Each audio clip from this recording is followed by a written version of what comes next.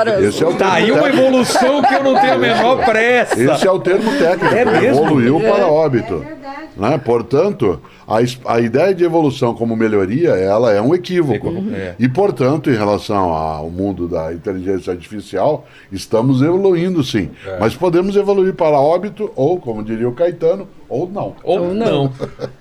Mas você tem medo? Olha, eu acho admirável que a gente consiga caminhar na direção do suicídio coletivo. Né? Eu acho que é uma coisa especial nós livrarmos o planeta, né, de um animal pernicioso, perigoso, danoso, né, e, portanto, é uma boa escolha, uma escolha moral. Isto é, vamos embora, chega. Né? Já destruímos muita coisa, já fizemos com que houvesse, né, uma degradação da vida. Né? Nossa arrogância é brutal. Né? Portanto, a pandemia mostrou isso.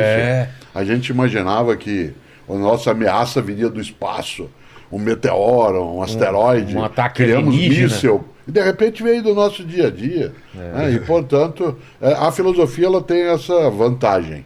Né? Ela acha que tudo bem, pode ser que isso seja um caminho que a gente escolha e vá usar a inteligência artificial para elevar a vida ou não. Né? Nesse sentido, a tecnologia, ela é algo que pode ser para fazer o bem.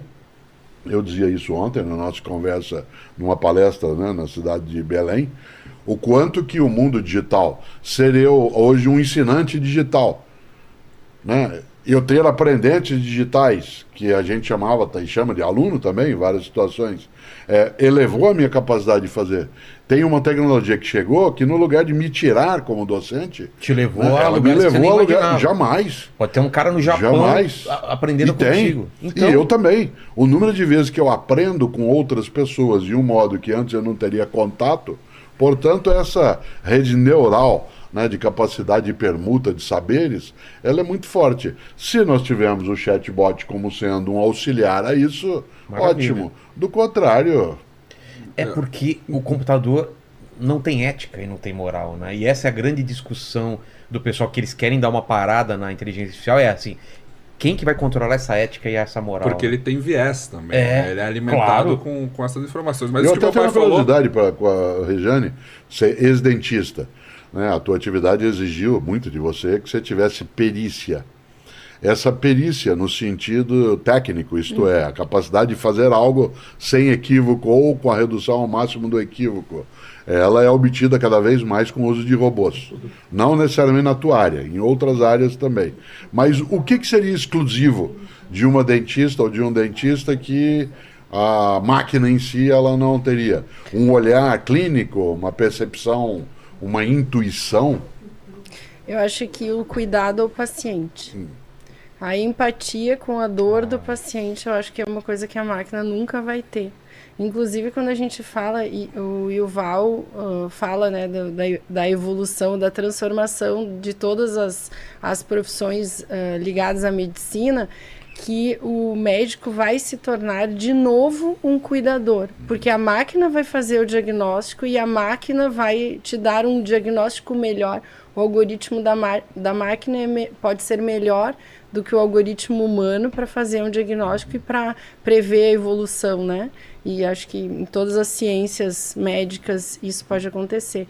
Mas a empatia, o cuidado vai ser a característica do profissional do futuro, profissional da saúde do futuro.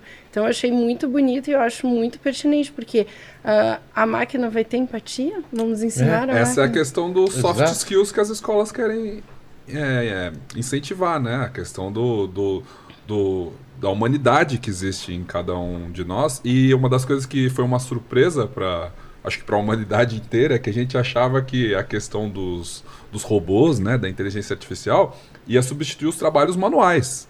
Ia ser ali Mas nunca ia no chegar na campo. arte, né? Nunca ia chegar. E assim, os primeiros que vão ser substituídos são os trabalhos mais intelectuais, Então. né? Exatamente. Mas nós tivemos uma mudança em que o trabalho manual passou a ser valorizado, Sim. não como salário, etc. No meio de quem tem condição econômica, a ideia de fazer com as próprias mãos, a noção do pão artesanal. Exato. Quase que nós tivemos, fazendo aí um trocadilho horroroso, mas verdadeiro, uma pandemia. Né? Durante Todo mundo. Quase todas as pessoas que podiam, de alguma maneira, ficar isoladas, se dedicaram a fazer pão também. Né? Mexer com a mão, Fazer cerveja artesanal. É. E eu brinco, né? Num mundo tecnológico, as minhas aulas ou palestras, elas são artesanais, de fermentação natural.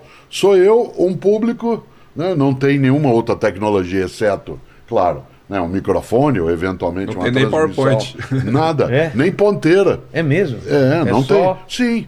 E durante um tempo você vai dialogando e as pessoas vão atentamente prestando atenção, como aquelas que estavam em volta do fogo na caverna. Lá atrás. Né? Com o olho mais aberto quando a coisa interessa ou dormindo quando não interessa. Tal como era na caverna. Isso não significa que nós estamos voltando para as cavernas. Significa que a gente está trazendo das cavernas uma coisa que não pode ir embora. Que é a convivência, a empatia, a capacidade, né, de você ter solidariedade, né, coisas que eventualmente uma máquina ela pode simular. Né? A gente já teve os primeiros casos, vocês leram, de pessoas que acabaram se suicidando em função do contato com inteligência artificial. Ah, né? não estou sabendo. Por conta do quê? Porque ele passou a dialogar com uma máquina, fazer perguntas, e ela sugeriu a ele que a vida não fazia o menor sentido, Foi um que era teste que melhor. um jornalista de Nova York fez com a inteligência artificial do Bing. Né? Sei. Que é aquela Não, mas essa da ele só Microsoft. sugeriu.